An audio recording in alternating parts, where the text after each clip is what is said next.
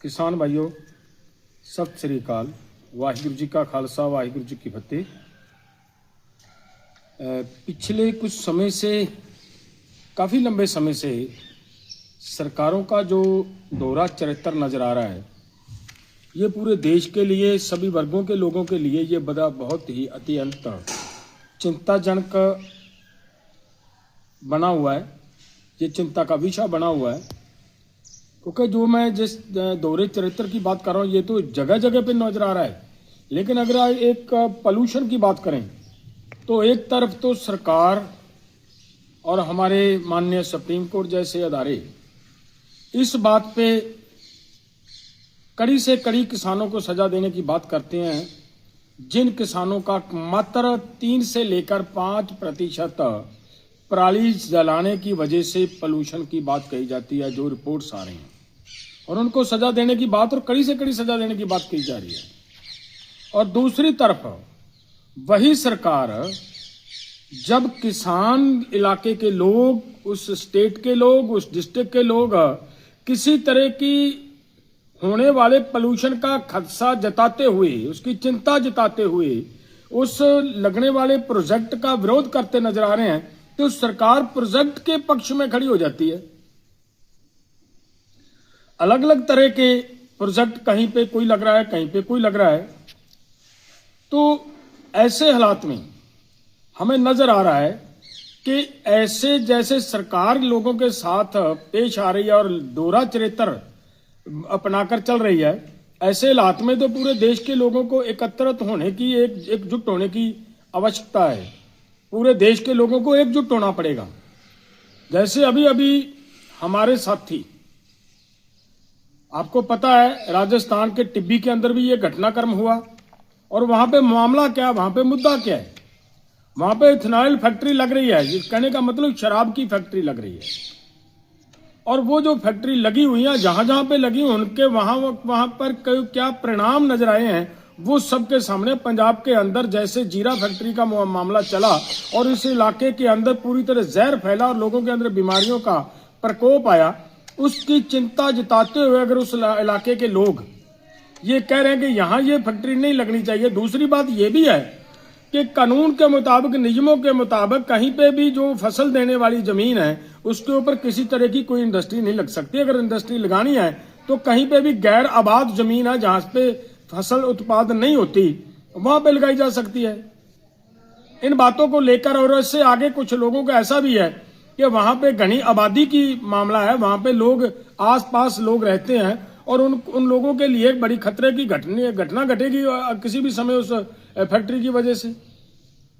और एक ही नहीं, बात ये नहीं है, दूसरी तरफ हमारे साथी तमिलनाडु के एक बड़े वरिष्ठ किसान नेता पीयर पांडेयन जी, उनको पिछले दिनों सूचना मिल चुकी होगी पूरे देश के किसानों, मजदूरों और सभी भाइयों को, कि उनको 13 वर्ष की जेल की सजा सुनाई गई है।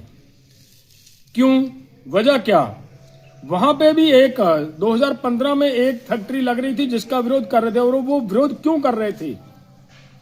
वो इस बात का विरोध कर रहे थे कि 2013 में उसी फैक्ट्री के अंदर से, उसी फैक्ट्री के एरिया से, उसी फैक्ट्री में से एक गैस लीक हुआ जो अति खतरनाक था।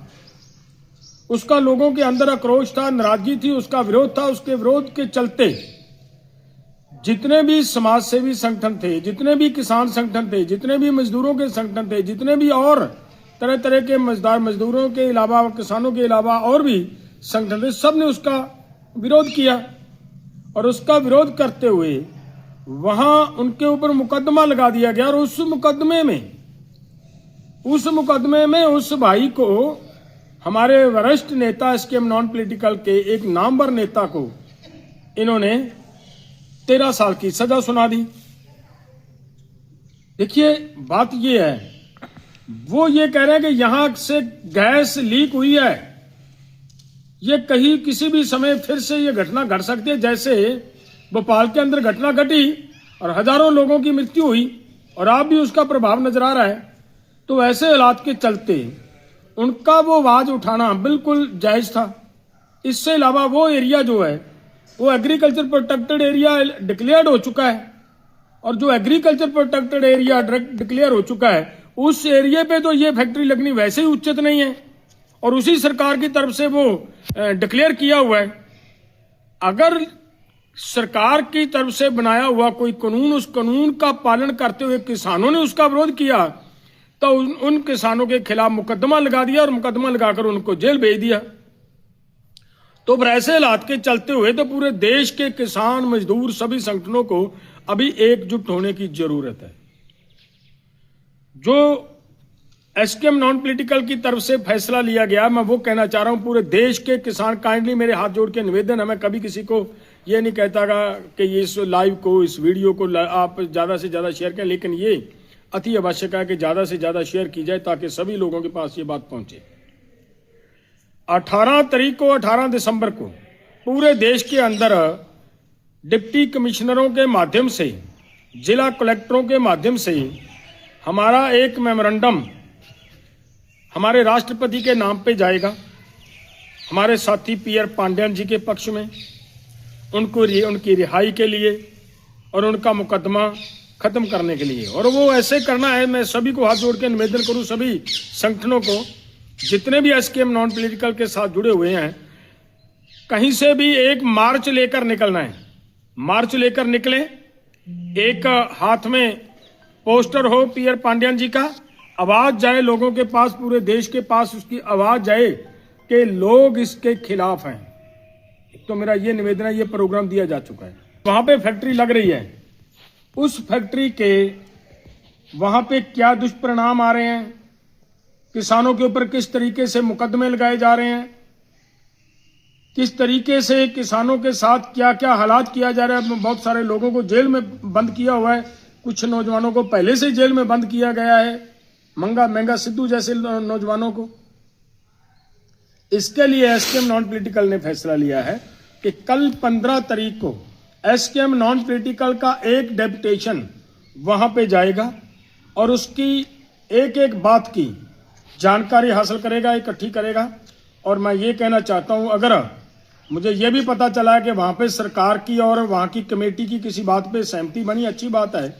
अगर सहमति बनी है, अगर उसमें कहीं पे भी कोई दिक्कत आती है तो एसकेएम नॉन पॉलिटिकल उनके साथ, उन भाइयों के साथ, क्योंकि एसकेएम नॉन पॉलिटिकल पूरे देश का है, यह मुद्दा पूरे देश का है, आम लोगों के जन जीवन का मुद्दा है, इसलिए एसकेएम नॉन पॉलिटिकल उनके साथ भी खड़ने की जरूरत। अगर ऐसा भी हालात बनता, अगर सरकार किसी तरह का उनके साथ की हुई कमिटमेंट को किसी तरह से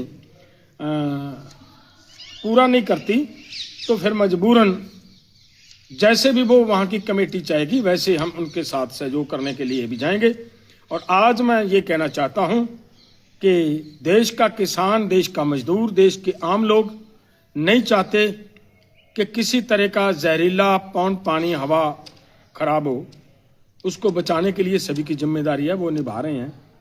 और कल हमारा एक डेपुटेशन एसकेएम नॉन पॉलिटिकल का वहां जाएगा, वहां जाकर हम उन सब साथियों को मिलेंगे, जो घायल हुए हैं उनको मिलेंगे, कमेटी से वो पूरी की पूरी घटनाक्रम की जानकारी लेंगे, जो हुआ वो क्या उनको हमारी किस तरीके से कोई मदद की जरूरत महसूस होती है, ये सब बातें वहाँ पे करेंगे। इसके लिए हमारा डेपुटेशन वहाँ जा रहा है।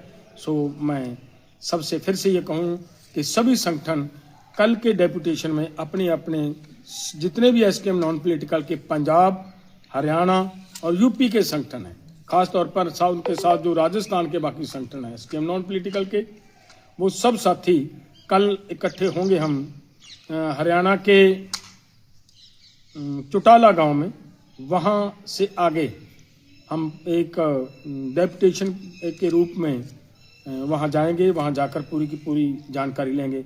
बहुत बहुत धन्यवाद। वाहिगुरु जी का